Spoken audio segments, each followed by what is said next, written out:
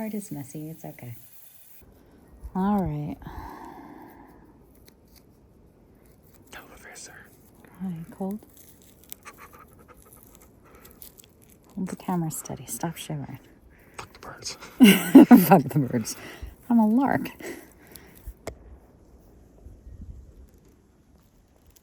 Even the birds went to sleep. Tommy Carroll rethinking his life choices. Watch your step. I'm not the one that fell down the stairs.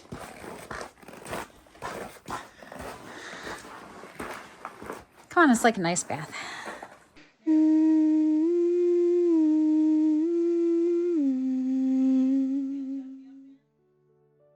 For someone who always has so many words, I actually find it really difficult to express how fragile this time in my life feels. It seems each day that I'm discovering these little truths that are inherent in my heart, but have been buried for so long under the expectations and perspectives of others. Ideologies that I thought I had to adopt as my own in order to be loved and accepted. I'm recovering from a childhood that had a lot of control and criticism, abandonment and abuse, and it's taken me coming into my 40s to say that out loud. And fear still comes up in the saying of it. Fear that I'll invoke anger or judgment or both, and that me being honest will cost me things and people that matter to me, things that I'm afraid to lose. And like most people in my generation, we find ourselves in the in-between. Our children are some of the most emotionally aware humans in all of existence from my perspective.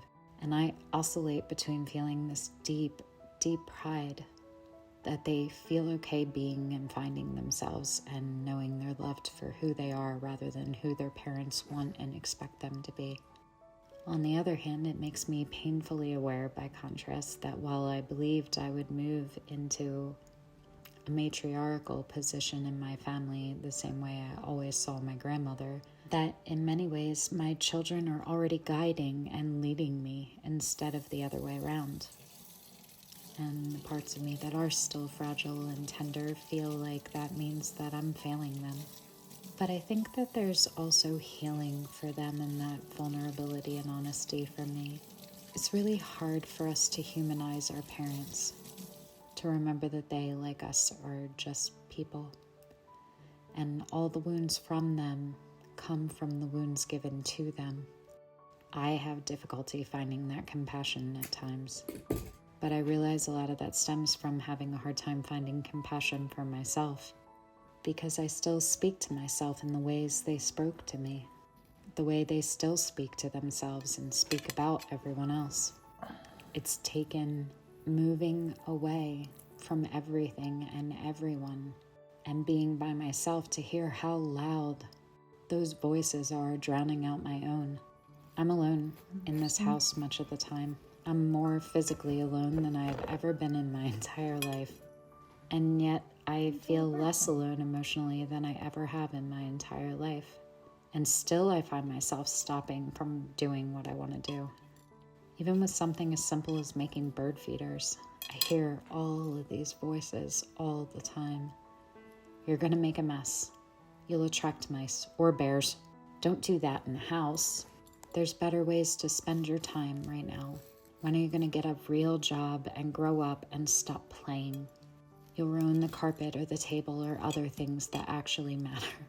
Ruin for who? Make a mess for who? Disappoint who? I'm here alone, in my house, with my things. Who am I worried about upsetting? Do you ever consider who these inner voices echo? And how much time we spend repeating the lies others tell us is true for us because someone told them it was true for them.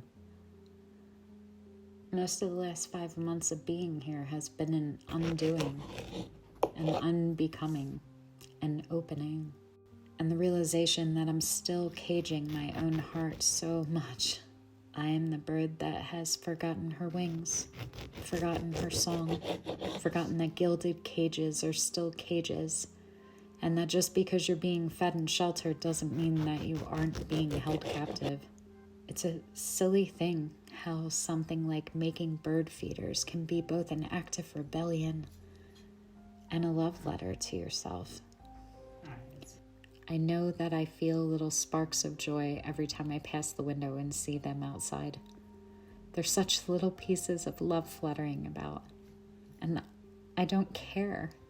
I don't care that it costs money for the bird seed that I could put to other things. I don't care that it took time out of my day to make organic feeders when I could have just put it in a plastic container. We're here to be happy. And almost none of us are. And the birds remind me to be happy. As Emily Dickinson once said, hope is a thing with feathers. And I think that's really what this is about, this whole idea of Reliquarian House. It's about hope. Hope that we can create home here, create art here, create love here. Hope that I'm not so broken that I can't heal. Hope that others will come here and hope the same thing about themselves. That there's still time to be ourselves. Our kinder selves, our most loving selves, to others and to ourselves. Hope that we can be messy and honest and authentically ourselves and be loved anyway. That there is more happiness, more purpose in the ordinary, everyday moments than we're allowing. That the magic is still there from childhood, when everything was exciting and an adventure and interesting. That the magic exists in everything in the day-to-day, even if all you're doing is feeding the birds, especially if you're feeding the birds. I keep hearing myself over and over again in my mind, just repeating, I want a heart big enough to love everything and everyone. I want a mind that finds all the magic in what others consider mundane. I want a home that is the crossing of a threshold and the stepping through the looking glass and the journey through the wardrobe into imagination. Because that's really all this is when I think about it. It's life at play. It's consciousness creating. It's my voice, not the echoes of all the others that are still in here somewhere.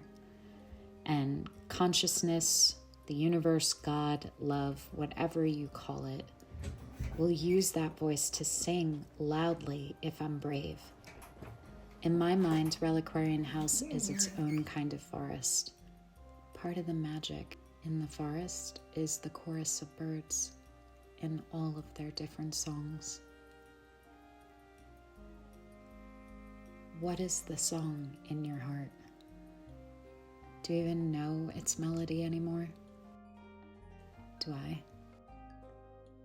Here is always going to be somewhere safe for you, my little birds. And you will always be loved with the same tenderness I try to love all things while you're here. I want to know your song, and I want to know my own again. I'm pretty sure before they tried to teach me how to sing properly, that I sang like the birds did, for pure joy.